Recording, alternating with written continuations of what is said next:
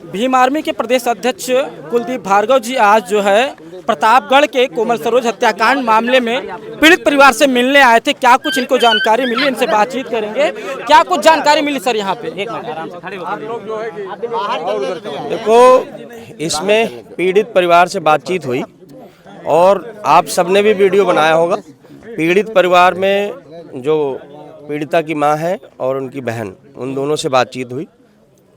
तो मां और बहन का यही कहना है कि प्रशासन उनकी जो भी मांगे हैं तो लगभग उन मांगों पे जो है वो मंजूर किया है उन्होंने, उनकी मांगे। एक ही मुद्दा जो सिर्फ उनके नज़र में ये था कि मतलब जो गांव वाले लोगों पे अज्ञात मुकदमे हुए हैं तो उनको भी वापस लिया जाए। तो मेरा भी आप सबके चैनल के माध्यम से भी कहना है, प्रशासन से भी बात हुई, भी सीओ साहब से बात हुई, इंस्पेक्टर भी यहाँ पे मौजूद है, कि उन्होंने भी ये आश्वासन दिया कि जो जो बातें हमने कही हैं उन चीज़ों पे हम खरे उतरेंगे। मेरा इतना ही बस खाली कहना है कि प्रशासन के लोग जिन अज्ञात लोगों को उन्होंने मुकदमे दर्ज किए हैं वो वापस लेंगे। जो गांव वाले इधर उधर बाहर डरे हुए हैं, भागे हुए हैं, तो जाकर परिवार में एक आश्वासन दे दें कि ऐसी कोई यहाँ पर दिक्कत वाली बात नहीं है कि आप गांव में रहोगे तो आपको गिरफ्तार कर लिया जाएगा। इस मामले पे कैसे बात हुई सर? 200 लोगों पर अज्ञात एफआईआर हुई और 26 लोगों को गिरफ्तार किया गया और भी लोगों को जो है गिरफ्तार करने में लगे। नहीं, मेरे हिसाब से 10 लोगों को गिरफ्तार किया। देखो कहाँ तक जानकारी। हाँ, मैंने वही कहा। देखो क्या है ना कि आप भी सब बुद्धिजीवी वर्ग के लोग हो, मीडिया भी, हम सब भी पढ़े लिखे लोग हैं। हम क्या होता है कि ना हम कोई चीज़ को कम या ज़्यादा जब करके बताते हैं ना तो वो चीज़ें जो हैं वो अलग बाहर में अलग चीज़ें फैलती हैं। इस चीज़ का भी ध्यान रखना है। मीडिया जो है बहुत बड़ा स्टम्प है। हालांकि जो मेन मीडिया है वो तो चापलूसी में लगा हुआ, लेकिन जो आप सब यहाँ एकत्रित हो इसका मतलब आप शुभचिंतक हो। तो मैं आपसे ज़रूर उम्मीद करूँगा कि आप एक्चुअल चीज़ें जो हैं वो ज़रूर दिखाएं। और जो प्रशासन ने 10 लोगों को बताया, तो मेरी जो उनसे कल भी बात हुई थी सीओ साहब से, तो उन्होंने कहा कि एक जो सीडी उन्होंने वीडियो बनाए हैं उसमें अगर कोई ऐसा है जो मारते वारते पत्थर या कोई भी ऐसा दिख रहा है तो ये तो आपको भी, आप मीडिया के हो, हमको भी पता है कि किस द्वेष भावना में वो चीज़ें ऐसी वैसी हो गई। तो हमारी प्रशासन से यही बात है कि ऐसा तो है नहीं कि जान के उन लोगों ने किया, तो एक हल्की धाराओं में कार्रवाई करके अगर कोई है आदमी उसमें शामिल तो उस पर कर दो। लेकिन अगर कोई है ही नहीं, कुछ ऐसे लोग हों कि वो गाँव में ही ना मौजूद हो, अगर ऐसे कोई लोग होंगे तो जाहिर सी बात है अगर संज्ञान में हमारी टीम के आएगा तो मैं ज़रूर प्रशासन से बात करूंगा कि उनको तुरंत वहाँ से जो है वो हटाया जाए। सर, एक खबर फैलाई जा रही है कि अस्पताल से फ़ोन आता है कि आपकी बेटी ने जो है जहर पी लिया है, बेहोश हो गई। इसको कैसे देखें? नहीं, अब मैं फिर वही कह रहा हूँ, मैं खबर फैलाने वाला भी नहीं हूँ मैं, और ना खबर सुनने वाला हूँ। मैं तो पीड़ित परिवार से डायरेक्ट बात कर रहा हूँ ना, तो मुझसे जो परिवार बताएगा वही चीज़ मानूंगा। अब मुझसे एक गाँव के बाहर में मिला आदमी और वो मुझसे बोल देगा कि भाई ऐसी ऐसी चीज़ें हुई थी, उसकी नहीं मानना है ना।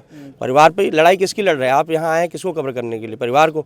और जब परिवार हमसे बोलेगा कि भैया हमारी पुलिस सुन नहीं रही, तो हम तो इस उद्देश्य से आए थे कि हम तो अपना यही लंगर डाल देंगे। अच्छा, ये बताइए, परिवार से आप बातचीत की उनके माता जी, ऐसा तो नहीं लगा कि वो दबाव में बोल रहे? नहीं, मैंने उनसे कहा भी कि ऐसा ना हो कि आप कोई दबाव में, प्रशासन के या किसी और के दबाव में आप बोल रहे हो। उनको मैंने समझाया भी कि कल को अगर आप ऐसा करोगे, फिर आपने अपील की, तो फिर हो सकता है यहाँ आपके लिए लड़ने वालों की संख्या कम हो जाएगी। तो मैंने बातचीत की, लेकिन जो उनका कहना है माता जी का, बहन से भी मैंने अलग से बात की, तो फिलहाल ऐसी कोई चीज़ निकल के नहीं आई कि हाँ वो किसी दबाव वगैरह में है।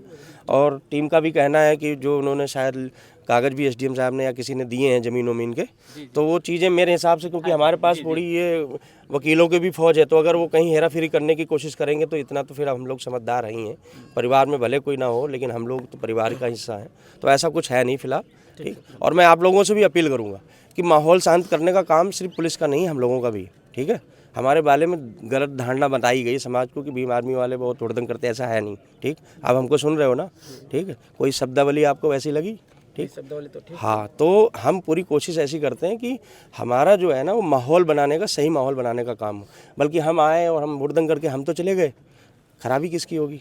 फसलें लगी हैं लोगों की, किसानों की। क्या कहेंगे सर? कुछ मीडिया वाले कुछ दिखा रहे हैं और कुछ मीडिया वाले कुछ दिखा रहे हैं। नहीं, मैं फिर कह रहा हूँ ना कि सबका विवेक का काम है।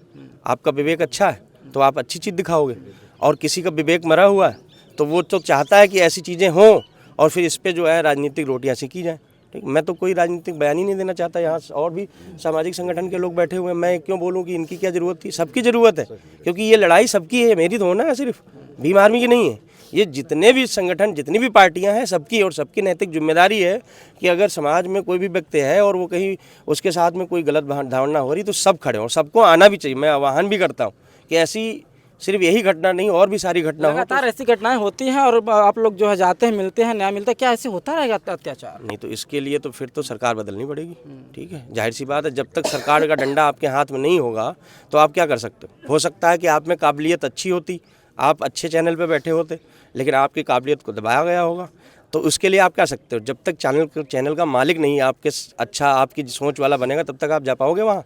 इसको लेके ही घूमना पड़ेगा। तो अभी हम ऐसे ही घूम रहे हैं सर, लेकिन वक्त बदलेगा। ठीक।